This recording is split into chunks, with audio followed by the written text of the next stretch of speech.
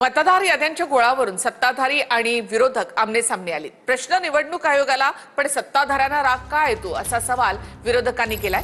तर पराभव दिसत असल्यामुळे निवडणुका पुढे ढकलण्याची मागणी विरोधक करतायत असं म्हणत शिंदेंनी टीका केली। दरम्यान या संदर्भात 1 नोव्हेंबरला विरोधक मुंबईमध्ये मोर्चा काढणार आहेत। चोरासकट मतचोरी पकडल्याचं वक्तव्य उद्धव ठाकरेंनी केलंय। मतदार याद्यांमधल्या घोळावरून उद्धव ठाकरे यांनी निवडणूक आयोगावर निशाणा साधलाय।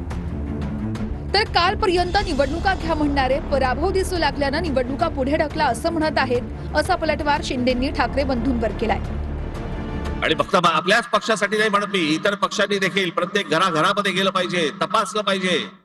आणि निवडणूक आयोगाला आमचं सांगणं आहे की हे जोपर्यंत स्वच्छ होत नाही तोपर्यंत निवडणुका तुम्ही घेऊ नका। महाराष्ट्रामध्ये निवडणुका घेऊ नका।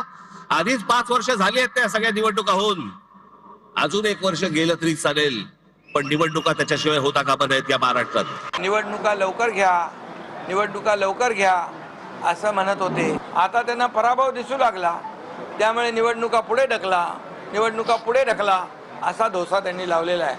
आणि आम्ही जे निवडणूक आयोगावरती बोलतोय, निवडणूक आयोगाला ह्या याद्या सुधारा म्हणून सांगतोय, मला समजत नाही सत्ताधारी पक्षाचे लोक का चिडतायत। लागतंय ना कुठेतरी। आम्ही निवडणूक आयोगाला प्रश्न विचारले की सत्ताधारी उत्तर देतात। तुम्हाला कोण विचारलं?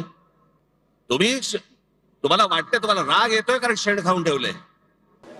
आजपर्यंत जे मत चोरी करून तिकडे बसले त्यांना असं वाटलं होतं की त्यांची चोरी कोण पकडू शकणार नाही, पण चोरी चोरासकट आपण पकडलेली आहे। आणि आता या चोरांना हद्दपार करण्यासाठी काही आपण जे म्हणालात की सर्व मराठी माणसं आणि त्या मराठी माणसांबरोबरच जे अमराठी आहेत ते सुद्धा एकत्र आलेले आहेत आणि येत आहेत। तसं नाशिकमध्ये एकदा येऊन गेले मी, नाशिकमध्ये पुन्हा येईल, त्यावेळेला तुमच्याकडनं एक वचन पाहिजे की मी येईन तो भगवा फडकवूनच येईल। उद्धव ठाकरेंच्या शिवसेनेचा येत्या 27 तारखेला मुंबईत मेळावा होणार आहे।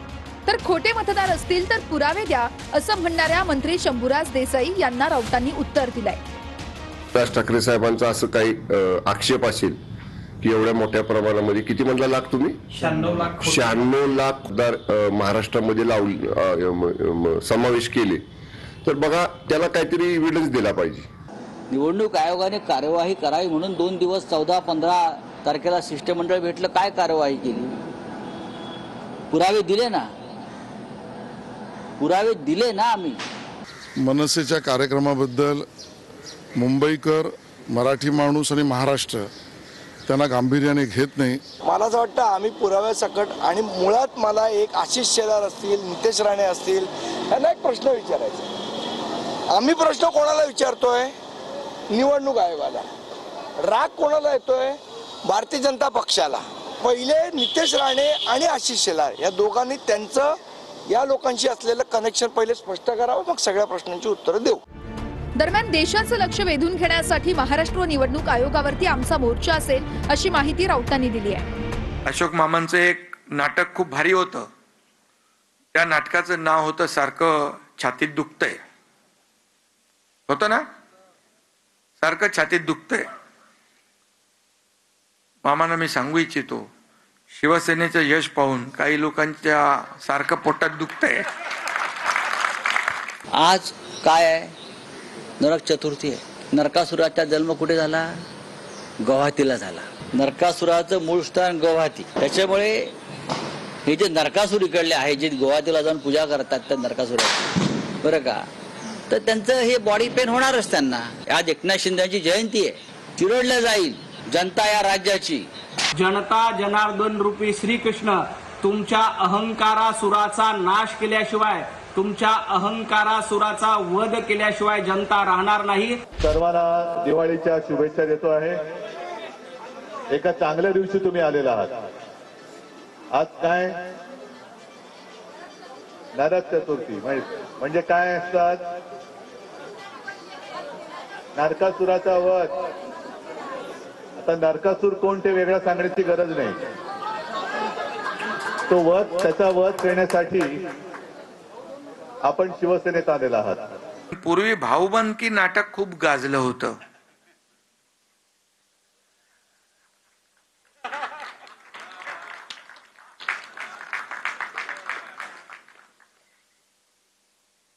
आता मनोमिलनाच्या नाटकाचं जोरदार प्रमोशन सुरू आहे.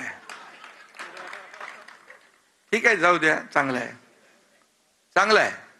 राजकारणामध्ये राजकारण नाही, आज आता आपलं निव्वळ नाट्य मंदिराचाच कार्यक्रम आहे. एकनाथ शिंदेचं वाचन वाढलेलं दिसतंय, त्यांना मराठी वाचता येतं असं दिसतंय. त्यांना जाऊन माझा प्रश्न विचारा आत्ता लगेच, भाऊबंदकी नाटकाचे लेखक कोण आहेत? भाऊबंदकीचा जो संदेश आहे तो संदेश चिंध्या अस्वस्थ करतोय.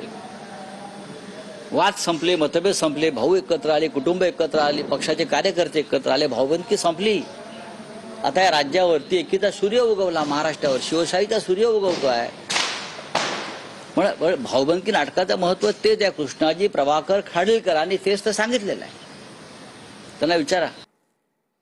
शिरूर मतदारसंघामध्ये एकाच घरामध्ये 188 मतदार दाखवण्यात आले होते. रोहित पवार त्या 188 मतदारांसोबत दिवाळी साजरी करायला गेले, पण मतदार यादीमधील नमूद पत्ता आणि मतदारच अस्तित्वात नसल्याचं समोर आलंय. माजी सरपंच सातोभाऊ इथं आहेत. 2015 नंतर त्या घराची नोंद नाही.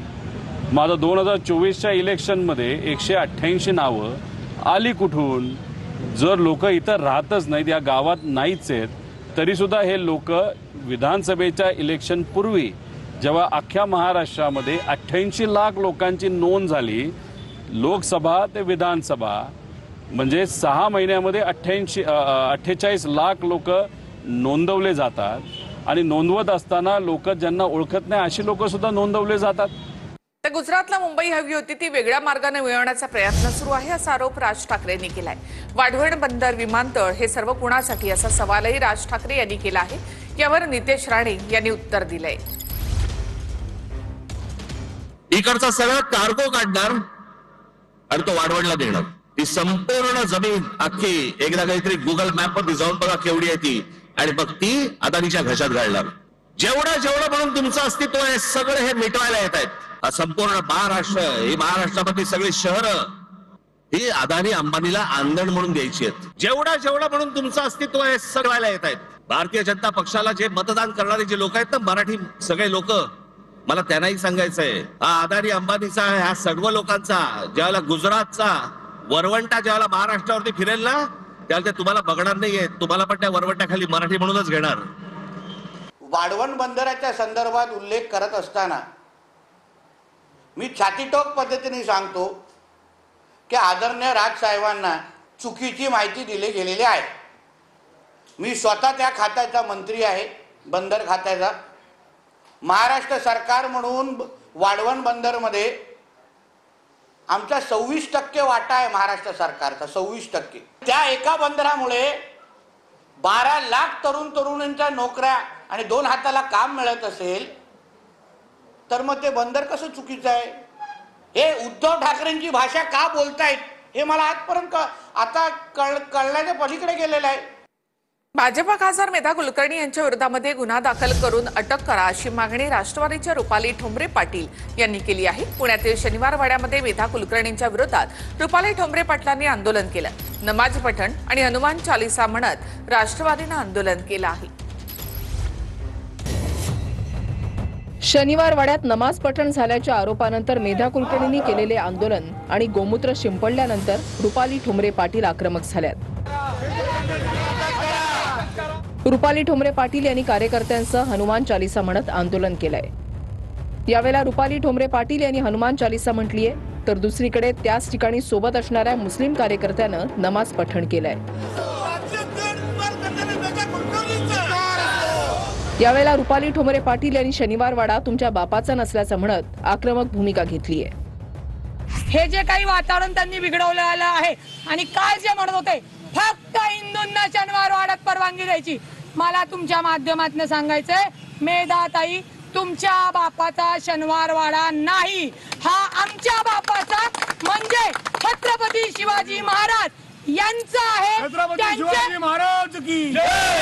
त्यांच्या पेशवे हे त्यांच्याकडे पेशवे म्हणून होते, त्यावेळेला अजून जर इतिहासात मी मागे गेले तर अनेक पुरावे घेऊन येऊ शकेल. राष्ट्रवादी काँग्रेस पार्टी शिव शाहू फुले आंबेडकर या विचारांचे आम्ही आहोत आणि आम्ही महायुतीत आहोत याचं आम्हाला भान आहे.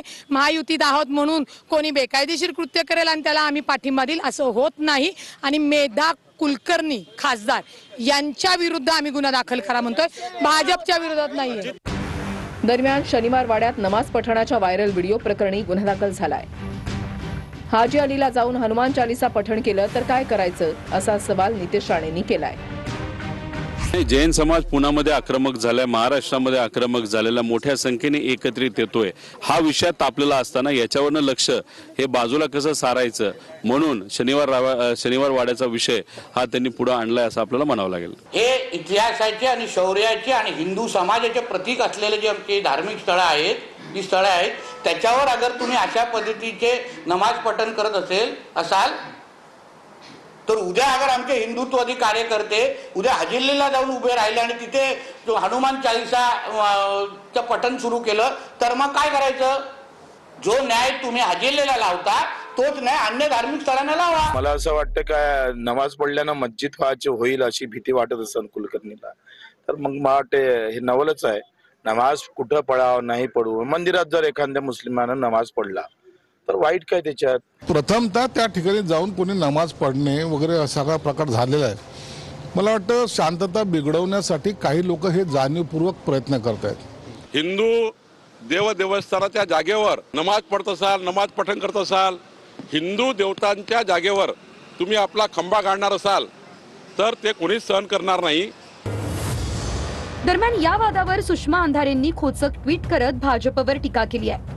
शनिवार वाड्याचा इतिहास भाजप भक्तांना चांगलाच माहिती आहे. ज्या शनिवार वाड्यावर मस्तानी बाईसाहेब राहिल्या तिथे किती वेळा नमाज अदा झाली असेल याची कदाचित गिनतीही करता येणार नाही. मात्र मेधा कुलकर्णींना पुण्याच्या राजकारणात आणि एकूणच पुणे भाजप वृंदांमध्ये अजिबात नसलेलं स्थान मिळवण्यासाठी दरवेळी हा अजागळपणा करणं, गोंगाट करून का होईना मीडिया फुटेज मिळवणं ही त्यांची राजकीय अपरिहार्यता आणि अगतिकता सुद्धा आहे. विरोध करणाऱ्या हिंदू बांधवांना एवढंच आव्हान करू इच्छितो की ठीक आहे, तुम्हाला जर शनिवार वाड्यामध्ये मुस्लिम महिलांनी नमाज पठण केलेलं चालत तर फक्त एक काम करा, छत्रपती संभाजीनगर येथे क्रूर औरंग्याची जी कबर आहे त्या कबरी समोर आपण दीप प्रज्वलित करून हनुमान चालीसा किंवा हरिपाठ म्हणा व तो व्हिडिओ शूट करून आमच्यापर्यंत पोहोचवा. मी स्वतः आपल्याला 1,00,000 रुपयांचं बक्षीस देतो. पुणे जैन बोर्डिंगच्या जमीन व्यवहाराला स्थगिती देण्यात आली आहे. जमीन व्यवहाराला स्थगिती देण्याचे धर्मादाय आयुक्तांनी आदेश दिले. तर पुण्याचा जाग्या मोहोळ असं म्हणत दंगेकरांनी मुरलीधर मोहोळ यांना डिवचले. पुण्यातील जैन बोर्डिंग हाऊस जमीन विक्रीच्या व्यवहाराला धर्मादाय आयुक्तांकडून स्थगिती देण्यात आली आहे. मुंबईमध्ये धर्मादाय आयुक्तालयात या प्रकरणाची तातडीची सुनावणी पार पडली. या प्रकरणावर स्टेटस को म्हणजेच परिस्थिती जैसे थे ठेवण्याचा आदेश देण्यात आलाय. याचिकाकर्त्यांच्या वतीने ॲडव्होकेट योगेश पांडे यांनी कायदेशीर बाजू मांडली. सुनावणीला जैन समाजाचे प्रतिनिधी लक्ष्मीकांत खाबिया, अक्षय जैन हेही उपस्थित होते. जैन बोर्डिंगच्या जमीन विक्री विरोधातील लढ्याचा पहिला टप्पा होता. जैन बोर्डिंगच्या विद्यार्थ्यांनी या संदर्भात अपील केलं होतं. जागेची विक्री ऑर्डर चुकीच्या पद्धतीनं करण्यात आली असा युक्तिवाद करण्यात आला. ट्रस्टनं धर्मादाय आयुक्तांसमोर काही गोष्टी लपवल्या आहेत असाही युक्तिवाद झाला. बोर्डिंगची इमारत मोडकळीस आल्याचं दाखवण्यात आलं. सार्वजनिक ट्रस्टची ही जमीन विकत घेता येत नाही, मात्र ही ट्रस्ट खासगी असल्याचं सांगण्यात आलं होतं. धर्मादाय कार्यालयाची ट्रस्टी यांनी फसवणूक केल्याचा आरोप आहे. आज तातडीने धर्मादाय आयुक्त महोदयांनी आज सुनावणी घेतली.